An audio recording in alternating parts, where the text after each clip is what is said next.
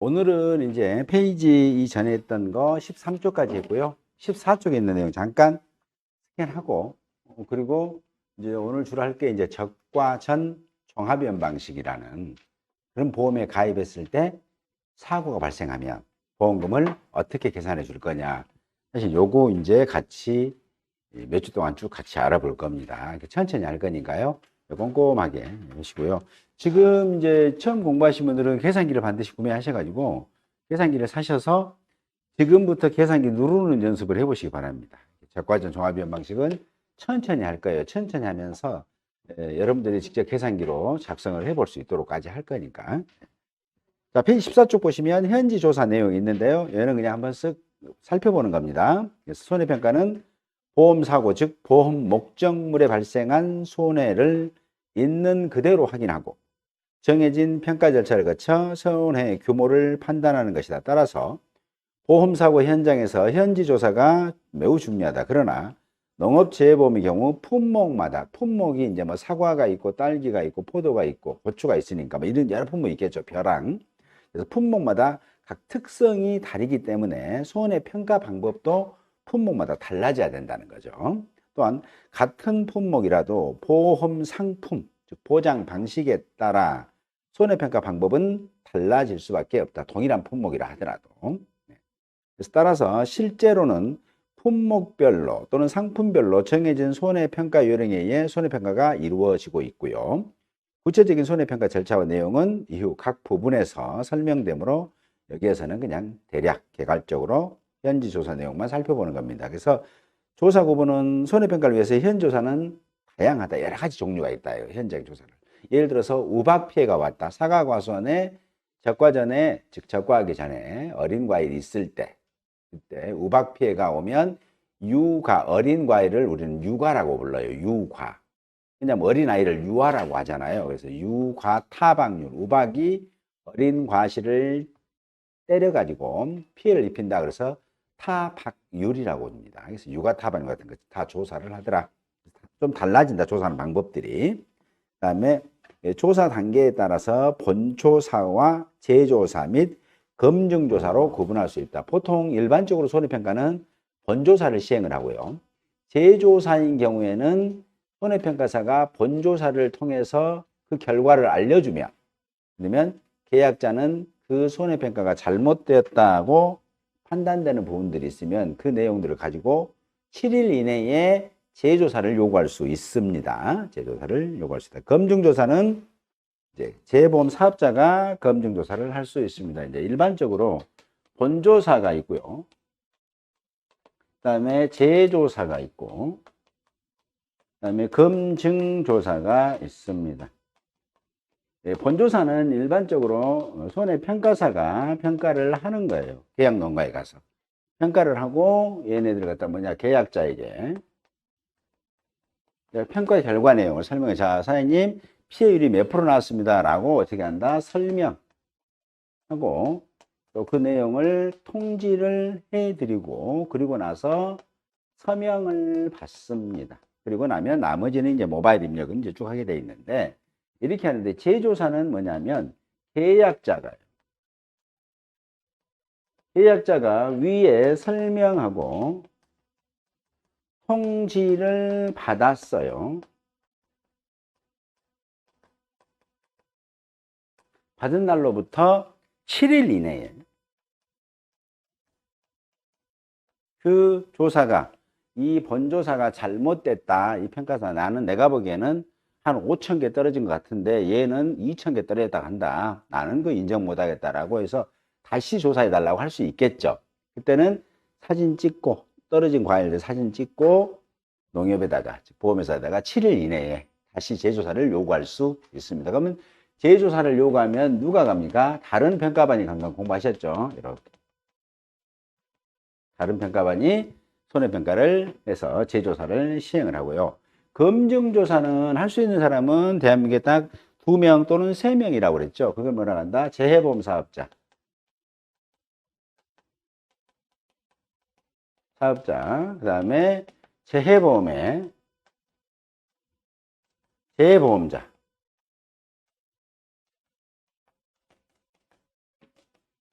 정부 그렇습니다. 보통 우리나라에서는 재보험에 재보험을 넣는 것을 정부가 재보험자예요. 자, 이 여기서 말하는 재해보험의 재보험이라고 재보험자 이렇게 되는 거죠. 보험이라는 게 이런 거예요. 보험은 보험 계약자가 있고요. 그 다음에 보험자가 있습니다. 자, 여기 있는 게 재보험 사업자가 보험자예요. 보험회사란 얘기입니다. 이렇게 둘이 서로 보험 계약을 체결을 하겠죠. 이렇게 동등한 위치에서 체결하는 것을 뭐라고 하냐? 원보험이라고 불러요. 원래 보험 이렇게 가입했어. 원보험. 또 보험회사 입장에서 봤을 때는 원래 이렇게 보험을 인수했어 라고 해서 원수보험이라고도 부릅니다. 우리 부모를 죽인 왼수가 아니라 원래 보험회사가 인수한 보험이다 라고 부릅니다. 그런데 이 계약자가 만약에 100만 명, 1000만 명이 돼요. 그러다 보니까 보험회사는 보험료를 다 받는데 만약에 올해 우리나라에 태풍이 불면 보험금을 5천억을 받았어요. 보험료로 5천억을 받았는데 보험회사가 보니까 불안해 죽겠어. 그러니까 이 보험회사도 보험을 넣고 싶은 거야. 그렇죠. 만약에 사고 터지면 한 2조 원이라는 돈이 나가게 생겼다면 그때는 뭐예요? 불안하니까 얘도 보험을 넣겠죠. 그래서 얘도 보험자를 찾는 거예요. 이렇게. 자, 그러면 보험자가 여기가 이때는 뭐예요? 이때 여기서는 말하는 게 뭐냐면 계약자의 역할을 하겠죠. 얘가 계약자가 되겠죠. 그래서 다시 넣었던 보험을 다시 보험에 가입한다 해서 이 관계를 재보험이라고 그래요. 재보험은 보험회사와 보험회사끼리 가입하는 걸 재보험이라고 그래요. 원보험은 보험회사하고 계약자가 일반 계약자 가입하는 걸 원보험이라고 부릅니다. 이해되시죠? 그러면 이때 여기에 이 자리에 있는 이 보험자가 누구냐? 재보험의 재보험자라는 거죠. 근데 우리나라에서는 이 재보험의 손해율이 워낙 높다 보니까 일반 보험회사에서는 이 재보험, 이 역할을 안 해주려고 그래요. 이거 보험. 왜냐하면 1000억 받고 갔다 가면 2천억, 3천억 보험금 나가게 생기니까 난 무조건 손해다. 이거 누가 하겠어요? 보험이 일반 보험회사는 영리를 목적으로 하잖아요. 이익 보려고 하는 건데. 그래서 가입 안 해주니까 누가? 이 농작물 재보험은 농민을 위한 보험인데 이 재보험 제도가 유지가 안 되면 농민들이 가장 먼저 불편을 겪고 손해를 보겠죠. 그래서 정부에서 국가에서 그러면 내가 재보험자 역할을 해줄 테니까 너희들 재보험 사업 계속 유지해라 라고 하는 겁니다. 이렇게 보시고 어쨌든 검증조사는 재보험 사업자하고 재보험자, 즉 검증조사는 보험자하고 보험자만 검증조사를 할 수 있다. 이렇게 보면 쉽게 말하면 보험금을 지급하는 사람들 있죠. 보험금을 지급하는 사람들이 검증조사를 할 수 있는 거예요.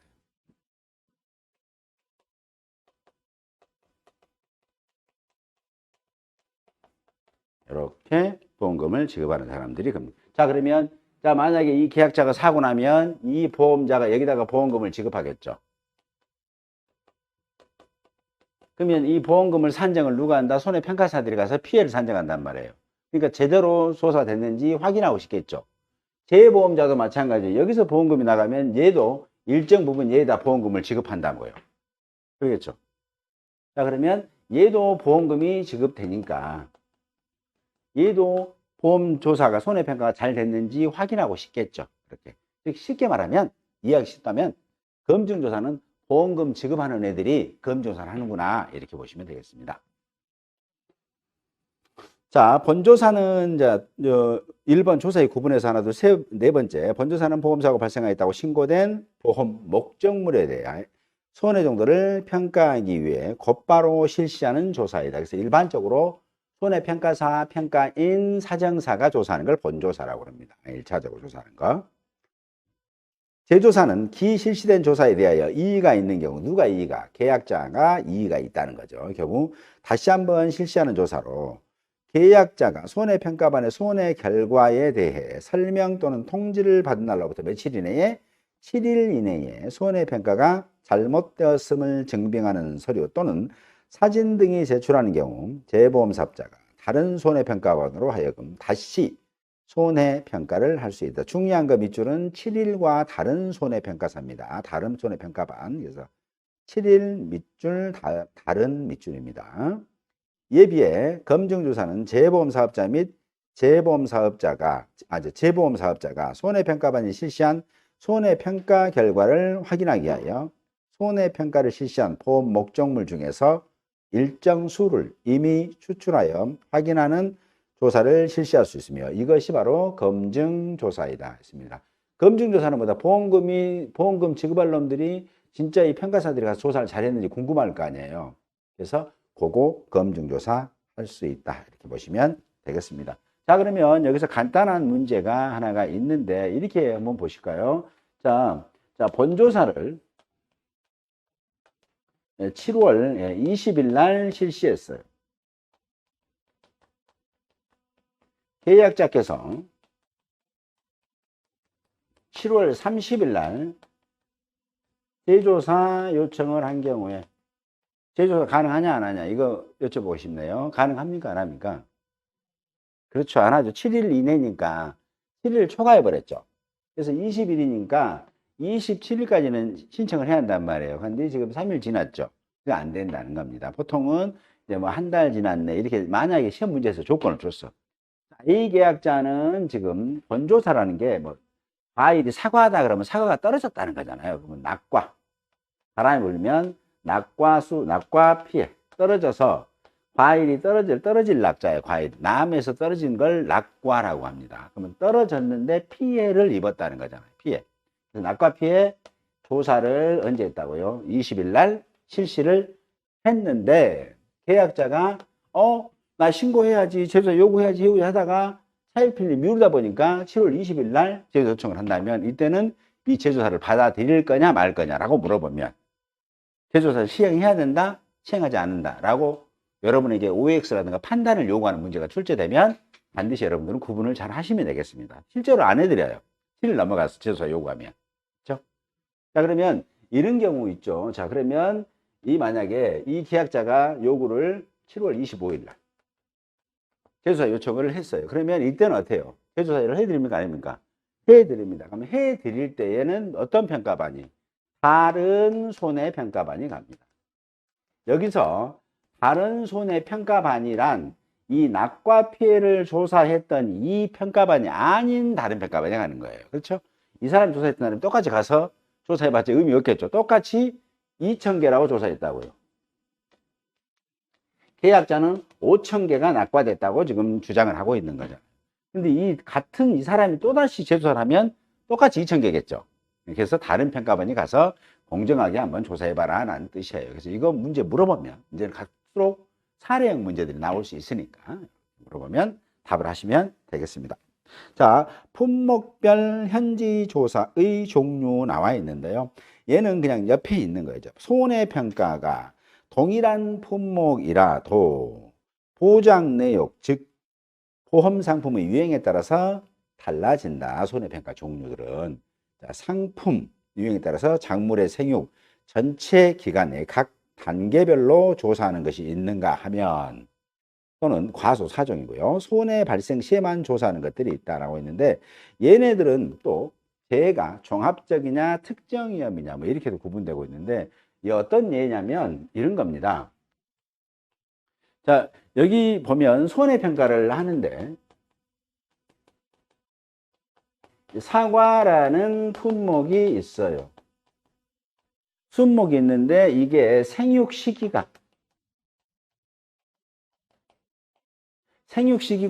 첫 번째 적과하기 전이었냐 적과하고 난 후냐라는 거예요. 적과 전, 적과라는 것은 이 적과라는 뜻은 뭐냐면 이런 거예요.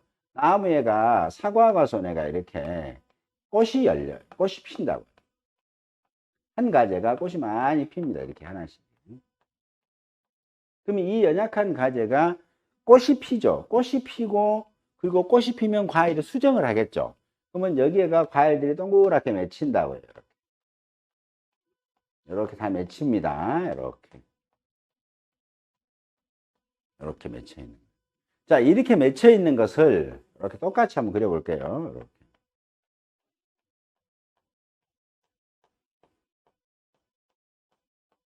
이렇게 이제 과일이 맺혀져 있는데 이렇게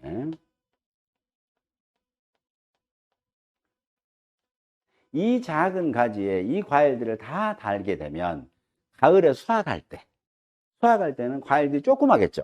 그러면 여러분들이 마트에 사시는 사과, 이렇게 큰 사과를 구경할 수 없을 거예요. 그래서 얘네들을 솎아내야 되겠죠.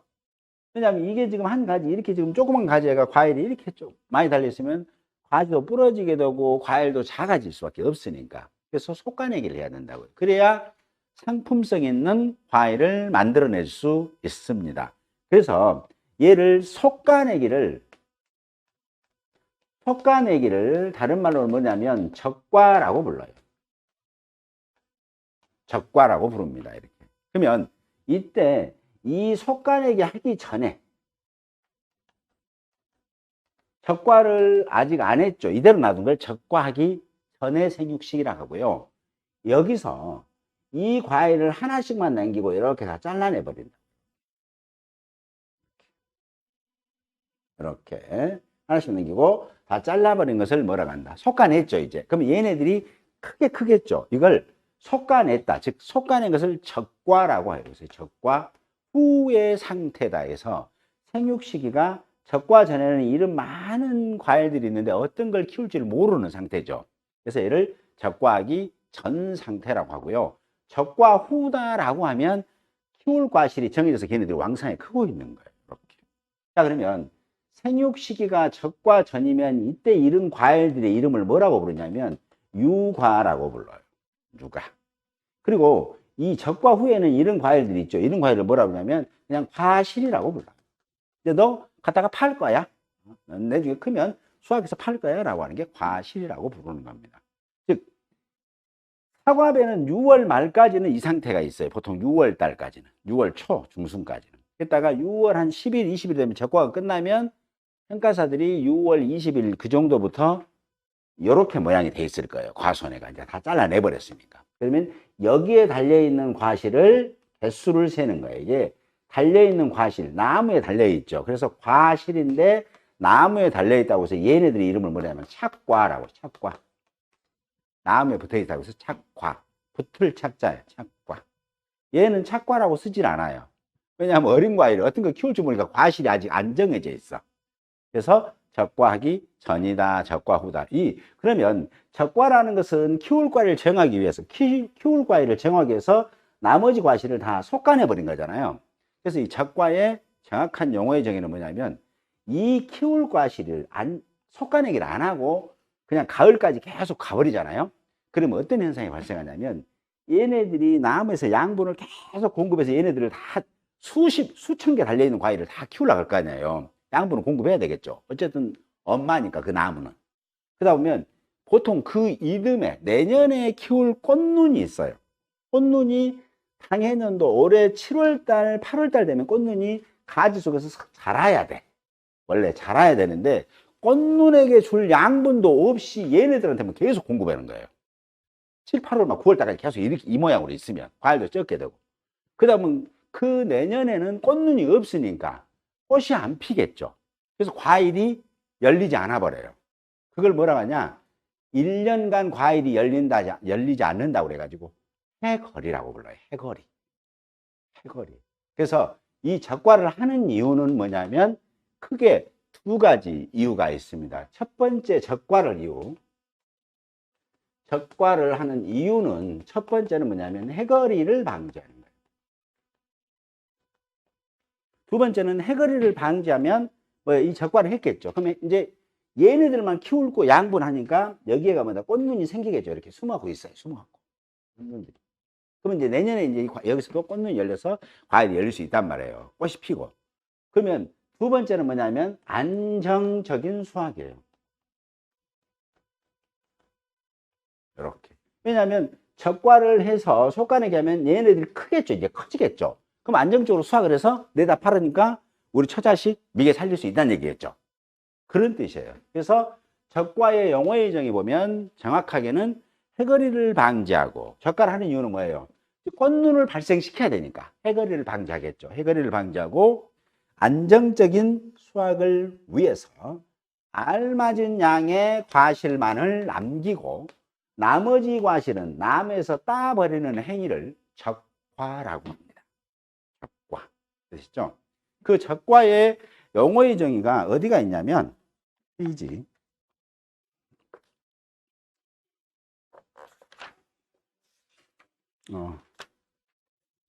373쪽 보시겠습니까? 교재 373쪽 잠깐 살펴보고 갈게요. 373쪽 보면 맨 상단에가 낙과 있죠. 낙과라는 게 뭐냐? 만약에 이제 공부하시면서 낙과다 그러면 나무에서 떨어진 과실이에요. 그러면 낙과라는 것은 어떤 걸 낙과라고 하냐면 얘네들도 적과하기 전에 이 상태에 있는 어린 유가들도 과일이 떨어질 수는 있겠죠. 이렇게. 얘는 낙과라고 하지 않는다고. 왜? 과실이 아니라고 그랬잖아요. 그렇으니까 적과 전에는 낙과라는 게 없어요. 적과 후에만 얘네들이 만약에 바람 불어서 떨어질 수 있겠죠. 이제 얘를 낙과라고 부르는 거예요. 적과 전에 똑같은 것인데 어린 조그만 이 유과들이 떨어진 걸 낙과라고 하지 않습니다. 이 적과 후에 큰 과실이 떨어진 걸 낙과. 낙과는 어디서 떨어진다고 했어요? 뭐라고 했어요?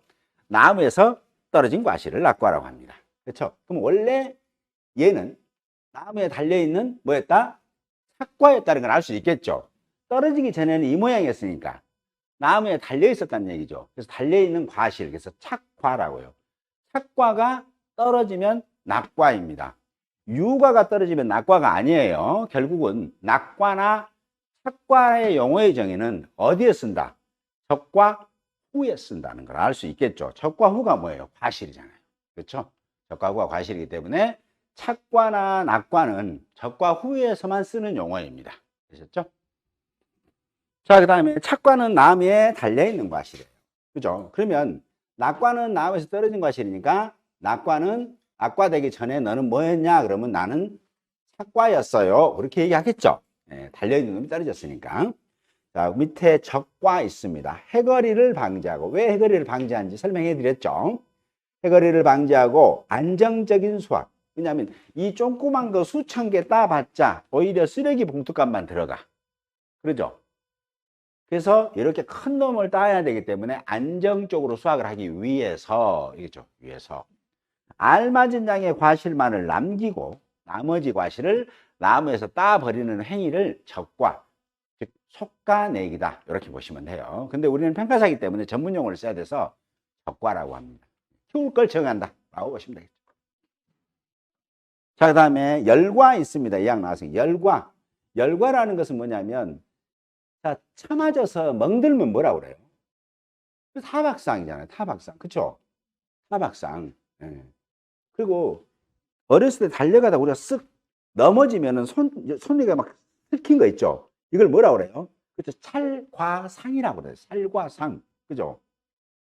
칼 같은 걸로 해서 과일, 손 같은 게 딱 벌어진 거 있죠? 그걸 칼로 찔리는 것을 자상이라고 하고요. 벌어지는 것을, 살이 벌어지는 상처를 열상이라고 부르는 거예요.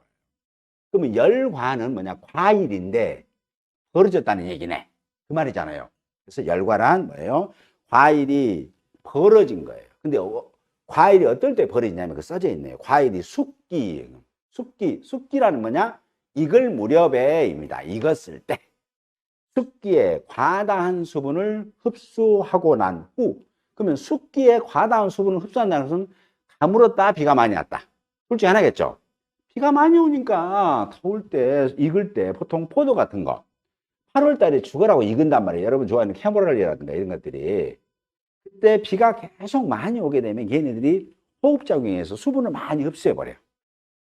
그러고 나서 날씨가 엄청 덥죠, 그때 숨을 쉬면서 뭐예요? 과일이, 포도가 쫙 갈라지는, 알맹이. 혹시 마트에서 과일 갈라지는 포도 보셨나요? 네, 보셨다면 곤란하게 사신 분이고. 그거 사잡섰나요? 안 사잡으면 그 부자예요. 저는 주로 열과만 사 먹습니다. 돈이 없어가지고. 열과가 싸거든. 그죠? 열과가 쌉니다. 그래서 시장 같은 데 가면 과일이 갈라진 거 있죠. 열과 팔아. 열과다. 그런 것은 뭐다? 좀 싸다. 왜냐하면 그거 즉시 안 먹으면 좀 있으면 집에 놔두면 초파리가 생기잖아요. 그렇죠? 그래서 그런 겁니다. 그래서 뭐다? 그 열과는 계약자가 보험금 받기 위해서 일부러 잘라낸 게 아니라 자연현상으로 인해서, 즉 자연재, 즉 비가 와서 과일이 수분을 많이 빨아들이고 또 날씨가 더워서, 그럼 날씨가 더운 것은 계약자가 보일러를 튼 게 아니란 말이에요. 자연현상으로 날씨가 덥다는 얘기죠. 그래서 과일이 갈라진 거 보상해 주겠다라는 뜻입니다. 그게 뭐다? 과일이 숙기에 과다한 수분을 흡수하고 난 후 고온이 지속될 경우 수분을 배출하면서 과일이 갈라지는. 보통 열과는 포도가 가장 대표적이지만 사과는 열과 있을까요? 사과 혹시 보셨나요? 여러분들은 안 보죠. 왜냐하면 열과 사과 자체를 출하시키지 않으니까. 여러분들이 자격증 따면 사과, 복숭아, 토마토 이런 열과를 많이 보실 겁니다. 고추도 열과 되거든요. 이런 것들 많이 보실 거예요. 그럼 이제 지금은 그냥 그런 값다 하셔야지. 그런 거 어디 때요? 그럼 뭐 할 말은 없습니다. 예, 여러분 자격증 따고 현장 나가시면 열과를 많이 보셔요. 열과는 뭐다? 갈라지는 거다. 그 다음에 나무는 봄에 가입한 과실을 열매로 맺는 결과주. 결과가 뭐예요? 결과. 맺을 결 열매과. 과일이 열리는 나무를 우리는 그런 나무를 우리는 나무라고 한다. 과일이 열린 나무를 과일. 발안 됐고요. 이제 유실 봐볼게요. 유실입니다.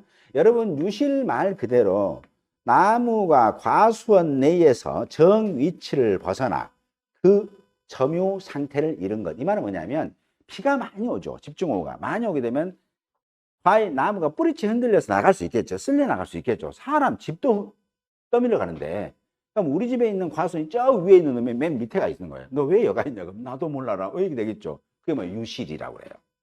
원래 이 자리에 있던데 재해로 인해서 떠내려가서 다른 자리에 있는 것들 또는 쓰러져 있는 것. 이걸 유실이라고 하고요. 다음에 매몰입니다. 매몰 묻히는 거죠. 매몰은 뭐다? 나무가 토사 및 산사태 등으로 주간부에 30% 이상이 묻힌 상태입니다.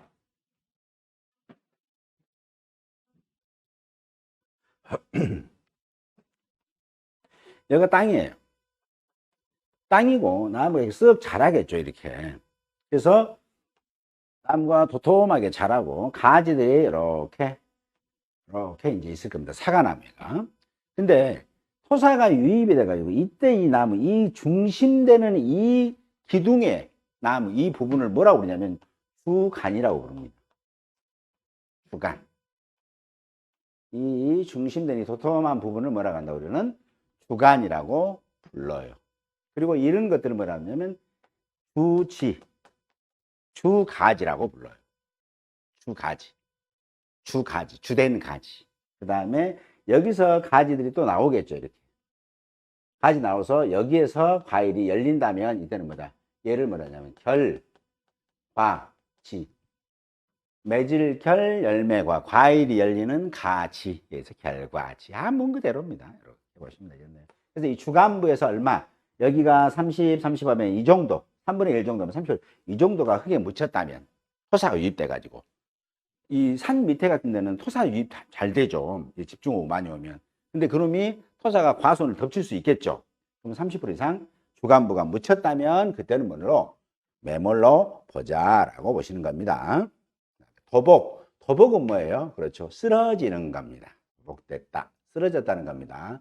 넘어진 거다. 이렇게 보시면 돼요. 넘어진 거. 나무가 45도 이상 기울어지거나 넘어진 상태. 여기서 말하는 건 다 왜냐? 유실은 보통 집중호우로 인해서. 그렇죠? 또는 태풍으로 인해서. 태풍하면 여러분 생각나시는 거 있죠? 태풍하면 가장 먼저 생각나는 뭐 생각나세요? 태풍하면 바람. 그렇습니다. 바람. 또 태풍하면 또 생각나는 게 그렇지. 비. 두 개 있잖아요. 태풍은 지 혼자 와갖고는 아무짝에도 쓸모없는 거예요. 태풍에는 양쪽 쫄따구가 두 명이 붙죠. 한쪽은 바람, 한쪽은 비야.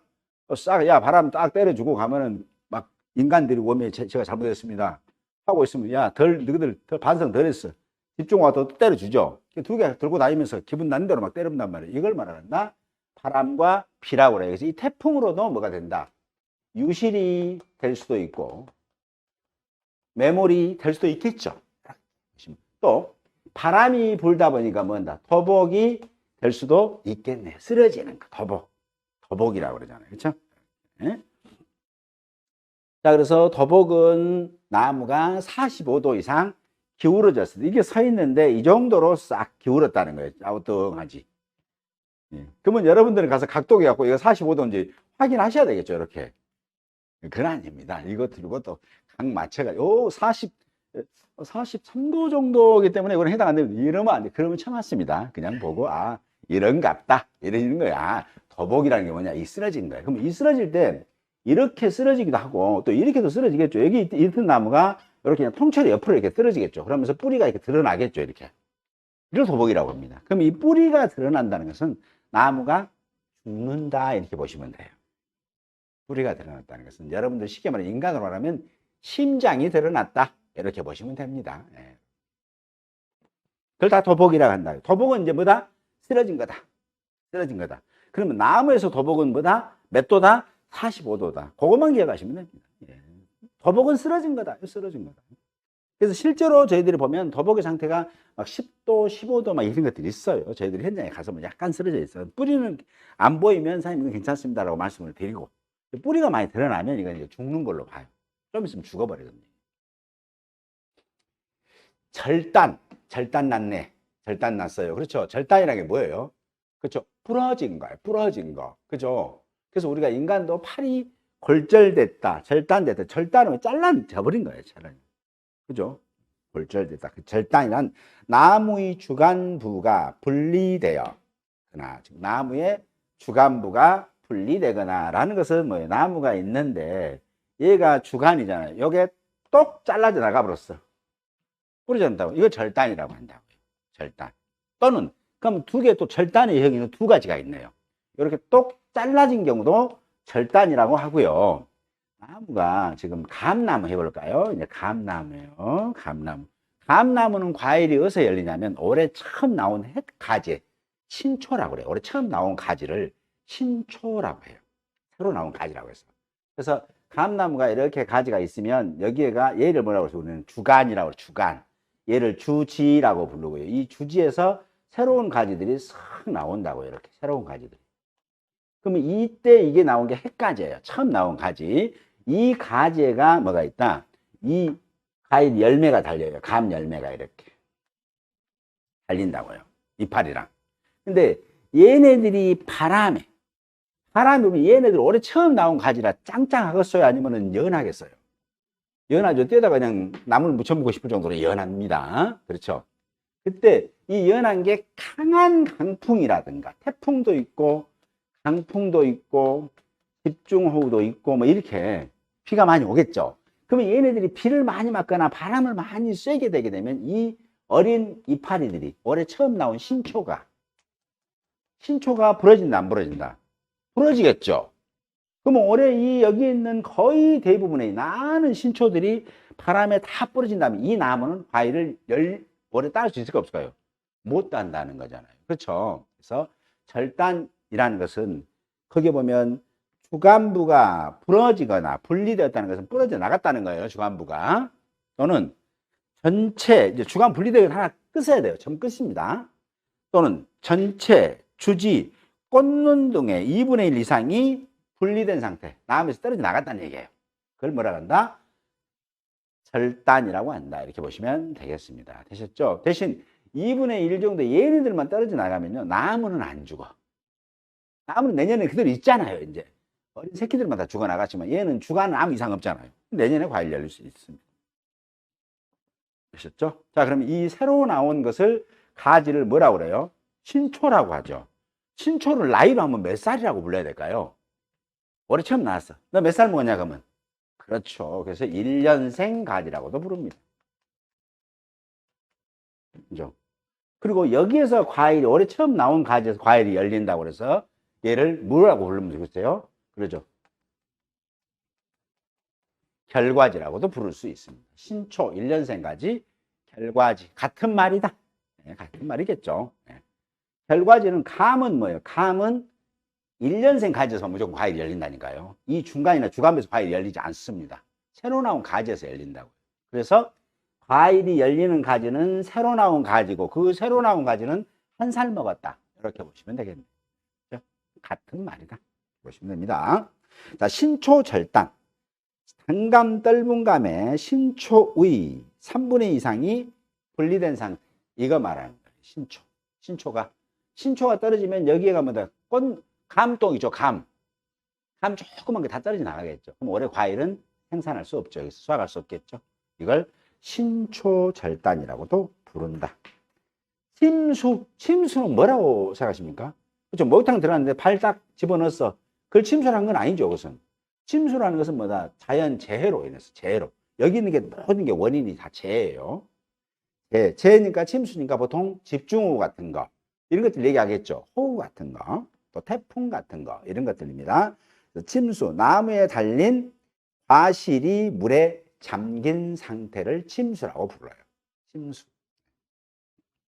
그래서 과수원에가 이렇게 과수원이 있단 말이에요.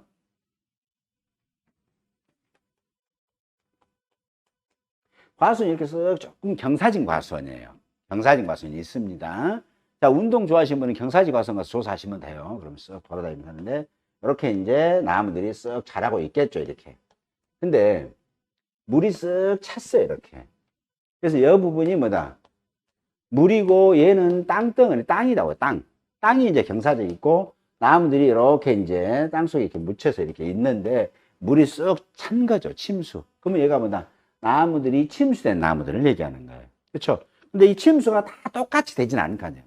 평평한 땅이라면 똑같이 침수가 되겠죠. 하지만 경사지면 침수되는 그 부분들이 다 달라지겠죠. 여기는 물이 차고 여기는 안 차고, 그러면 여기에도 가지가 있을 수 있겠죠. 여기도 가지가 있을 수 있겠잖아요. 그러면 여기에 달려있는 과실이 뭐다? 침수된 과실이라는 얘기예요. 그죠? 여기 달려있는 게. 그리고 여기는 뭐다? 과일이 이상이 없으니까 나중에 수확에 쓸 수 있다는 거예요. 침수 안 된 부분은. 이게 침수다. 그래서 이 침수는 여기까지만 침수라는 얘기를 하는 거예요. 여기는 나중에 키워서 과일 먹을 수 있죠. 다 먹을 수 있습니다. 그래서 실제로 평가사들이 조사 가면 물은 안 보입니다. 물이 이렇게 첨벙첨벙하지는 않아요. 물은 첨벙첨벙하지 않고 여기에가 흙이 묻어 있어. 흙이. 침수인데 여기 부분, 여 부분에 가 흙이 묻어 있다고요. 그럼 여기는 여기까지 물이 찼구나 하는 걸 알 수 있는 거예요. 그죠? 사이 가서 뭐 괜히 침수했다는데 가서 오면 물도 없구만 이랬다가는 난리 납니다. 그렇지 말고, 예, 사장님 제가 둘러보겠습니다 해서 둘러보고 사진도 찍으면서, 사장님 저쪽에는 한 2분의 1 정도 침수된 데도 있고 3분의 1 정도 침수된 데도 있고 또 약 한 10% 정도 골고루 좀 침수된 게 있는데, 침수가 조금씩이라도 침수 있는 나무가 약 한 100주 정도 되네요. 뭐 이런 식으로 조사를 하고, 이 중에서 몇 주를 우리는 피해로, 침수나무 피해로 우리가 인정할 거냐면 좀 더 공부할 거예요. 그렇죠? 하면 이런 경우들이 있을 거니까 지금 그런 거죠. 이런 경우들이. 소실은 뭐예요? 불나버렸을 때 쓰는 용어입니다. 불났을 때. 그래서 화재라고 합니다. 화재. 그러면 여러분, 라면끼리 라면 좋아하시죠? 안 좋아하시는 분도 많고 좋아하시는 분도 많습니다. 라면을 끓일 때 불을 딱 불꽃을 켰어요. 가스레인지 연소기에다 불을 딱 켰을 때, 그때 그 불이 진짜 이 소실, 라면이 끓으면 이걸 라면을 우리는 소실됐다고 그러나요? 아니면 끓인 거라고 한 건가요? 그렇죠. 불은 인간이 의도치 않은 거를 얘기하는 거예요. 의도치 않는 불을 얘기하는 거예요. 라면 끓이려고 우리가 불 킨 거 있죠. 그건 불이 난 게 아니죠. 인간이 의도하지 않는 상태에서 불이 난 걸 화재라고 부르는 겁니다. 불로 인한 재해 또는 재난이라고 부르는 거예요. 그럼 이건 어때요? 라면을 끓였는데 내가 손 놓고 잠자버렸어. 그래가지고 라면이 물이 붙으면서 라면이 타고 가스는 중위로 해서 불이 번져갖고 싱크대가 다 타버렸다고요. 그거 라면 끓이려고 킨 불입니까? 아니면 불난 거예요? 이거 화재로 봐야 되나요? 그렇죠? 화재잖아요. 왜? 우리 인간은 라면만 끓이려는 게 불을 쓰려고 했는데 그것도 않게 불도 번진 거죠. 이걸 화재라고 하는 겁니다. 마찬가지예요. 과수원 옆에 쓰레기장이 있어요. 또는 쓰레기를 태운다고요. 시골에서. 근데 쓰레기를 좀 태우는데 그때가 봄철, 뭐 가을철 되겠죠. 여름철에는 잘 불이 번지지 않죠. 왜 그래요? 수분이 많으니까. 그렇죠. 수분이 많아서 여름철 불이 잘 안 납니다. 근데 야외에서 과수원에 봄철에 쓰레기를 태우는데, 즉 쓰레기를 태우려고 인간은 불을 질렀던 거예요. 근데 그게 바람이 쉥 불면서 불티가 날아가고 과수원에 있는 나무에 붙어버렸단 말이에요. 붙을 수 있겠죠. 그때는 화재라고 부르는 거예요. 쓰레기 태울 때는 이걸 화재라고 하지 않죠. 그건 내가 의도한 거니까. 근데 불이 저렇게 과수원까지 번져서 나무가 타 죽어버렸다. 그걸 화재라고 합니다. 화재. 그래서 교재에 있는 거 373의 맨 하단에 소실이란 뭘로 인해서? 화재로 인하여. 즉 인간이 의도하지 않는 불로 인하여 라는 거예요. 얼마? 나무의 3분의 2 이상이 타서 사라져버린 걸 소실이라고 그래요. 소실. 그래서 여러분들 매스컴 보게 되면 화재로 소실이 얼마 됐다 뭐 이런 거 있죠. 그죠? 화재로 불에 타 죽은 사람을 뭐라고 불러요? 그렇죠. 소사체라고 합니다. 불에 타 죽은 걸 소사. 요즘은 화재로 돌아가신 분들이 거의 대부분 질식이에요. 안에가 그 유독가스를 발생하는 물질들이 워낙 많죠. 시오파라든가 허텐이라든가 뭐 이런 것들이 워낙 많아서 농연가스, 유독가스를 마시고 돌아가신 분이 거의 대부분이에요. 옛날처럼 불에 타 죽은 분은 별로 안 계세요. 유독가스 마시고 돌아가신 상태에서 그 후에 타 죽은 거예요. 돌아가시게 되는 원인이. 근데 어쨌든 얘기는 뭐다 화재라. 화재. 인간이 의도하지 않는. 그럼 쓰레기 태우다가 불났다. 그것은 화재라고. 내가 원하는 거 쓰레기만 태우려고 했는데 그 의도치 않게 바람이 샥 불하고 옆으로 번져서 불이 난 거. 이건 보험회사가 책임진다 안 진다? 보험회사가 보험금 줄까요 안 줄까요? 이걸로 인해서 불나면. 그거 주죠. 줍니다. 네, 보험 좋은 겁니다. 자, 그 다음에 314쪽 봅니다. 소실 2분의 1 있네요. 보시면 화재로 인하여 나무의 2분의 1 이상이 사라지는 것. 자, 소실이다 그렇게 되면 불에 타 죽어본 거예요. 그 나무 완전히 죽었다 보시면 돼요. 3분의 2 정도 탔다는 것은 그 나무는 회생이 불가능하기 때문에 얘는 나무가 없어졌다. 그래서 보험회사가 나무 없어진 만큼 보험금을 지급하면 되는 거고 2분의 1 정도다라고 하면은 뭐예요? 나무는 살아있는 거예요. 이렇게 이해하셔야 돼요. 살아있고 올해 그 나무에 달린 과일은 수확하기는 틀렸구나 라고 보는 거예요. 그래서 소실 2분의 1 거기다가 살짝은이 수확불능이라고 메모하셔도 돼요.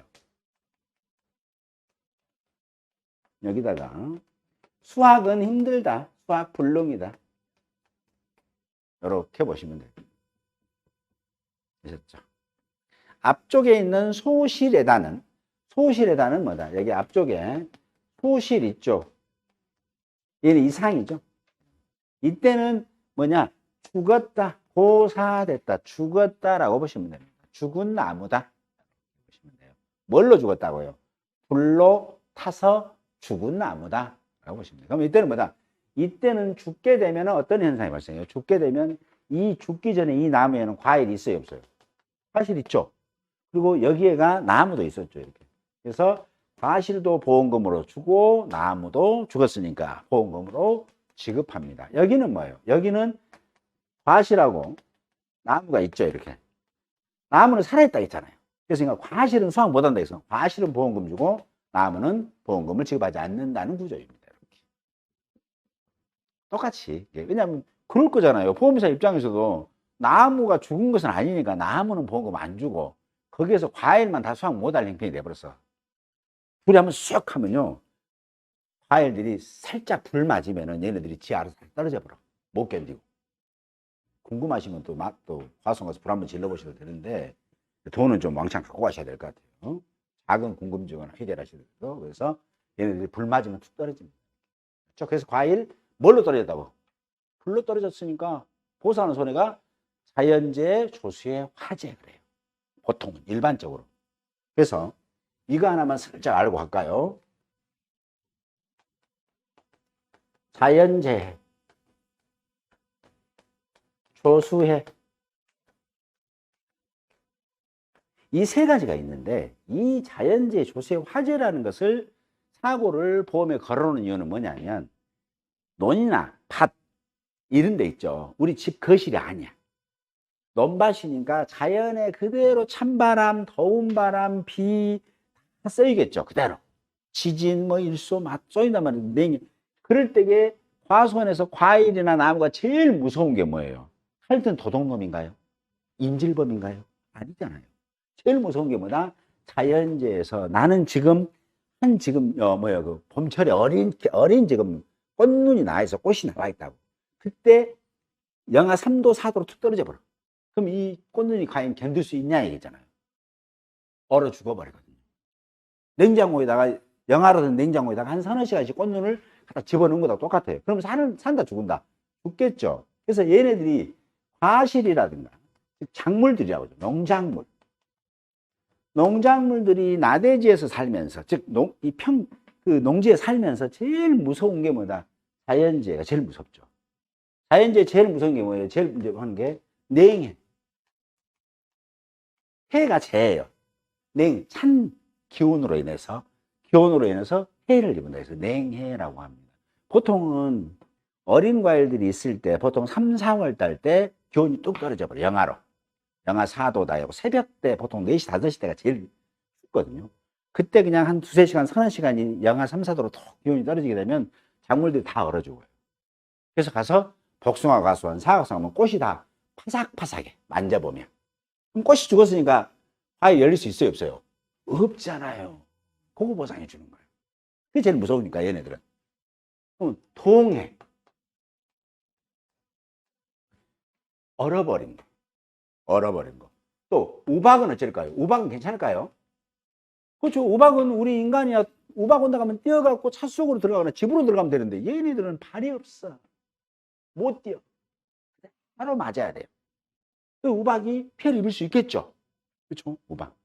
그럼 아까처럼 적과전에 어린 과일이 있을 때 우박이 쳐맞으면 어린 과일이 때린다고요. 그래서 유가 타박이 되는 거예요. 어린 과일이 타박.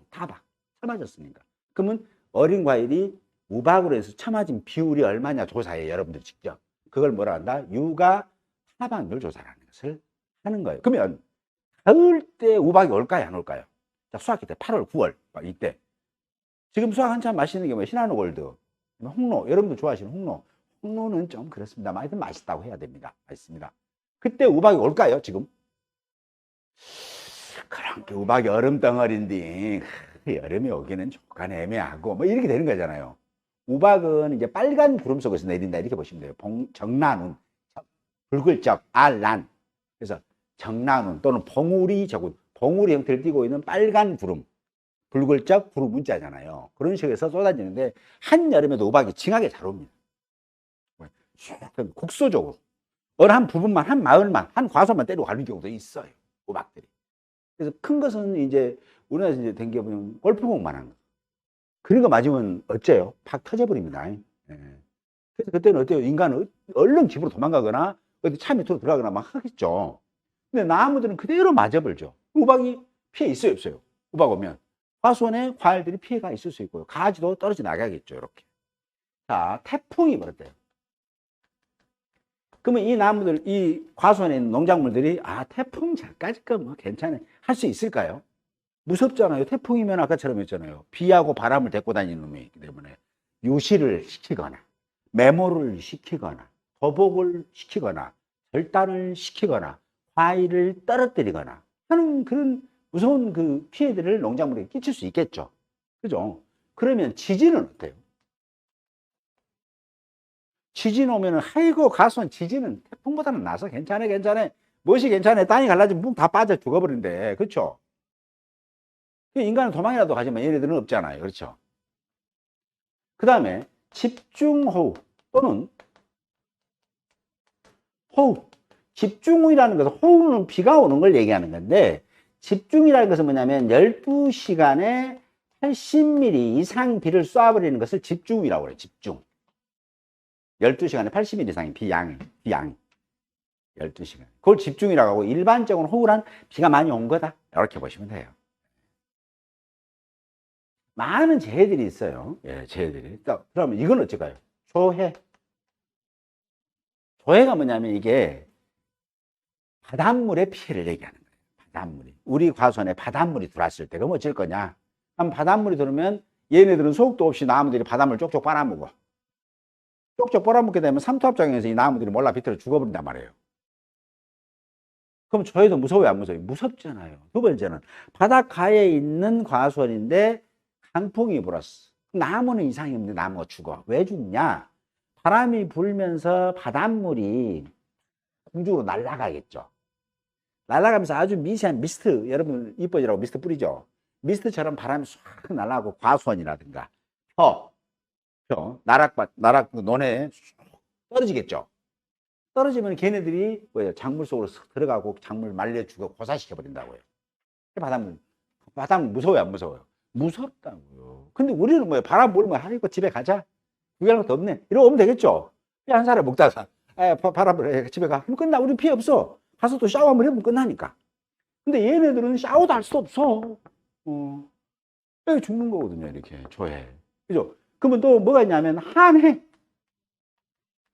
한해는 뭐냐면 가뭄이라고 부르는 거예요. 가뭄. 피가 안 와 너무. 그럼 물을 먹어야 되는데 얘네들이 물이 없어. 우리는 물 없어 어디 가다가 들이밀면 물 나오잖아요. 정수기. 뜨거운 물, 찬물, 미지근한 물. 얼음까지 나오는 시대인데 그렇죠? 얘네들은 손이 없어갖고 정수기가 옆에 없다고. 그러면 없는 대로 먹타고 죽어야 돼. 그러겠죠? 말라 죽는 걸 하리라고. 무서워야 무섭잖아요. 근데 그래서 계약자가 일일이 물 한 잔씩 따라주고 다니기도 좀 그렇단 말이죠. 많은 과정이 크기 때문에 제가 이런 식으로 무섭더란 얘기입니다. 또 쭉 많이 나열됩니다만 기타 그 밖에 이와 유사한 재해를 얘기하는 거예요. 자연. 그러면 조건이 뭐예요? 자연의 현상으로 이런 재해들처럼 발생될 재해들이 있어요. 혹은 여러분들이 몰라도 돼요. 자격증 따면 이제 수바라 같은 것들이 있는데 그냥 수바라라는 건 뭐냐면 발아, 싹이 나는 거예요. 씨에서 싹이 나는 걸 발아라고 해요. 벽씨가 키우기 위해서 벼쌀 만들기 위해서 지금 이 벽씨를 물에 담그고 해서 일정 정도 이렇게 물을 주면 얘네들이 싹이 나거든. 아, 나보고 이제 잠을 깬다 휴먼 잠을 깨는구나 공부할 거예요. 잠을 깨라고 하는 게 싹이 나. 그럼 벽씨가 이렇게 조그맣게 있으면 여기 벽씨가 좀 크게 할게요. 여기 이 안에가 지금 벽씨가 들어있어요. 이 안에가 껍질이에요. 겉에는 껍질. 이 안에가 뭐예요? 이제 안에가 배예요. 흰쌀. 그리고 이 밑에가 뭐냐면 배젖이라고 해가지고 여기가 양분이 공급되는 부분이 있어요. 배젖이. 근데 이가 자태가 가을철에 수확할 때 탱탱한 이 상태로 지금 벼에가 걸어져 있어요. 얘네들이 조그만 벼들이 수십 개가 수백 개씩 걸려져 있겠죠. 그게 비를 계속 맞아. 비가 내린다고요. 비가 내리는데 많이 내린 게 아니라 미스트처럼 연하게 내려. 연하게. 그러면 얘가 지가 늘 물에 잠겨 있는 걸로 오해해버려. 그러겠죠. 저 가랑비에 젖은지 모른다고 계속 하다 보니까 얘가 뭐시오? 지금 나 싹 나라고 그런 것이요? 그러니까 여기서 어떻게 여기 배젖에서 이게 싹이 이 틈새 사이로 이렇게 싹 올라가지고 톡 튀어 올라와요. 이렇게 싹이. 이걸 뭐냐면 발아라고 그래. 발아. 근데 뭘로 인해서? 이 자연현상인 비라든가 이슬비로 인해서 발아된 걸 수발아라고 해요. 물로 인해서 발아된 거다라고 해요. 쓰러져서 물에 잠겨있는 상태에서 발아된 건 발아라고 하지 않아요. 그럼 원래 잠겨있는 건 누구든지 다 발아가 돼. 근데 서 있는 사람, 물에 잠기지 않은데 이런 자연현상으로 인해서 발아되는 걸 수발아라고 해요. 그건 뭐다? 계약자가 매일 물 주고 다니는 거 아니잖아요. 발아대라고. 뭐 때문에? 자연현상 때문에. 그래서 기타 그 밖에 재해에 해당됩니다. 그냥 이건 거론은 해야 돼요. 보통은 이런 자연재해들이 있으니까 한번 참고하시고요. 만약에 혹서다 폭염이지, 폭염. 자, 국민 여러분 큰일 나버렸습니다. 밖에 나가면 머리 다 벗겨집니다. 나가지 마시고 조심하기 바랍니다. 그죠? 밤에는 더워서 못 잘 거예요. 에어컨 빵빵하게 드시고 이렇게 하고 또 야외 나가서 바람 좀 쐬시고 말 하잖아요. 근데 나무들은 더우면 어째요? 더우면 에어컨 틉니까? 에어컨 있어야 틀지. 또 안 된다고요. 그러다 보면 그대로 더위를 맞겠죠. 그럼 과일들이 달려있는 과일이 어째요? 익어버려. 아직 자연적으로 익어야 되는데 푸릇푸릇한 놈이 익어버린단 말이에요. 빨갛게 곰발라듯이. 걔네들은 뭐다? 그대로 죽겠죠. 익으면 물러지면 떨어진단 말이에요. 그럼 결국은 기약자가 수확을 할 수 없겠죠. 그걸 말한다. 폭염이에요. 인간이야 폭염 오면 에어컨 틀면 되지만 얘네들은 그게 없겠죠. 그래서 폭염이 되게 되면은 또 어떤 현상이 발생하냐면 일수라는 재해가 발생합니다. 과일에는 과일의 껍질이 있고 그 안에가 과육, 먹을 수 있는 덩어리가 있단 말이에요. 우리들이 인간이 먹을 수 있는 게. 이 껍질들이, 과피의 껍질이 까맣게 변색이 되거나 과육 안에까지 물러져 버리게 되는 그런 사고가 날 수도 있다라는 거죠. 이렇게 보시면 되겠죠. 자, 그 다음에 조수에 있네요. 조수에라는 게 뭐예요? 조수에. 새 조자, 짐승 숫자. 새나 짐승으로 인해서 지나만 가도 피해 있다는 게 아니잖아요. 새가 날라왔거나 짐승이 와서 피해를 끼친다. 그럴 수 있겠죠. 그냥 과수원에 있는데 우리는 멧돼지 오면 어때요? 피할 수 있죠. 그죠? 어떻게 피합니까? 힙으로 탁 쳐부르면 멧돼지가 푹 나가잖아요. 나무는 그렇게 못한단 말이에요. 노루가 온다. 요즘 노루들이 가서 보면 그죠? 호랑이나 노루들 보면 우리가 가도요. 요즘 고추밭 갔는데 두 마리요. 두 마리 부부 같아. 나를 저 위에서 안 가고 쳐다보고 있어.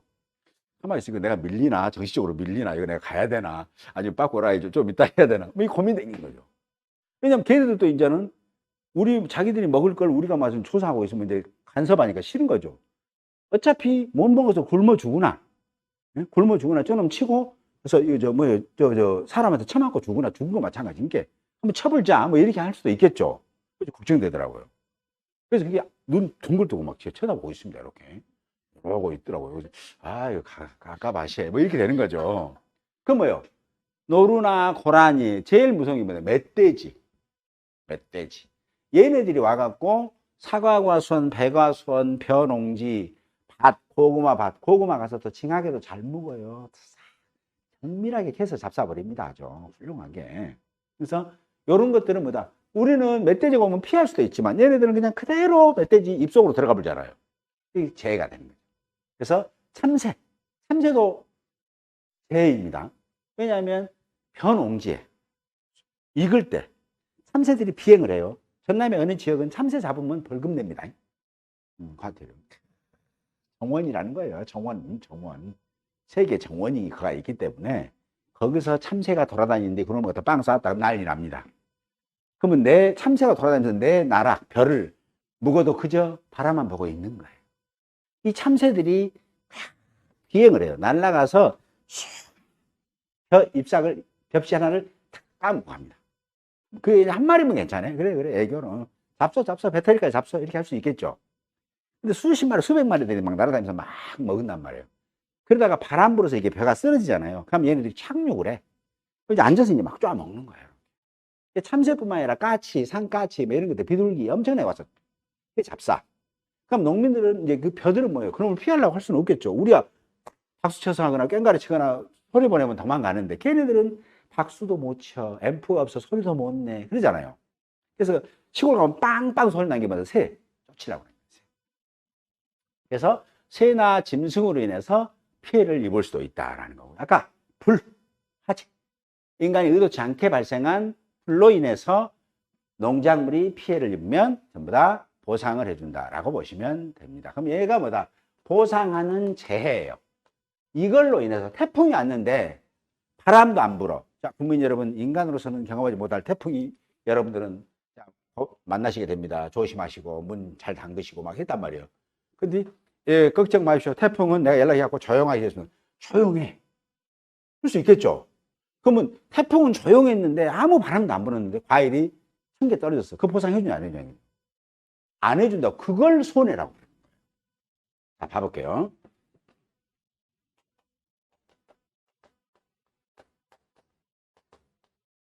보상하는 보상하는 손해라는 거예요. 여러분들이 이런 내용을 앞으로 많이 익숙하게 볼 거예요. 보상하는 재해라는 것은 자연재해, 소수의 화재, 이걸로 인해서라는 거예요. 전제가 항상 이걸로 인해서 손해가 났을 때를 보상하는 손해라고 부르는 겁니다. 즉, 이 과수원에 사과 과수원에 강풍이 불었습니다. 그래서 사과가 낙과됐어요. 낙과는 됐는데 아무 피해 없으면 이 집은 피해 없는 거죠. 보상할 수 없죠. 근데 사과 과수원에 강풍이 불어서 과일이 떨어졌다는 거죠. 9월 달에 과일이 떨어졌고, 이 떨어지면서 완전히 큰 게 홍로가 떨어지면서 바위나 돌멩이로 팍 떨어질 수도 있겠죠. 또는 풀숲에 안착할 수도 있겠죠. 어차피 그럼 따서 계약자는 수확할 건데 자동으로 큰 놈이 떨어지니까 감사하겠죠. 근데 떨어지면서 돌멩이라든가 자갈에 떨어질 수도 있겠죠. 흙에 단단하게 떨어지겠죠. 그러면 흙이 묻거나 조금만 상처를 입게 되면 뭐다? 그거 계약자 입장에서는 과일이 손해 났어요, 안 났어요? 손해난 거잖아요. 내가 따서 던져본 게 아니잖아요. 그래서 그때를 뭐라 한다? 손해라고. 떨어진 것은 좋아. 떨어졌는데 얘가 뭐다? 피해, 즉 손해가 발생해야 된다. 그래서 보상하는 재해는 계약할 때 정한 재해를 얘기하는 거예요. 자, 너희 집은 자연재해, 조세, 화재라는 걸로 발생해서 손해가 나면 보험금을 지급할 거야 라는 거예요. 그러면 과일이 무조건 떨어졌다 해서 손해난 건 아니라고요. 떨어졌는데 아무런 손해가 안 날 수도 있고 손해가 발생할 수도 있다. 이렇게 보시면 되겠죠. 그래서 낙과가 손해가 날 수도 있고 손해가 나지 않을 수도 있다는 거죠. 그럼 이때 손해가 나면 보험금을 지급하는 방식이 농작물 재보험이에요. 됐죠? 자, 여기까지 좀 했고요.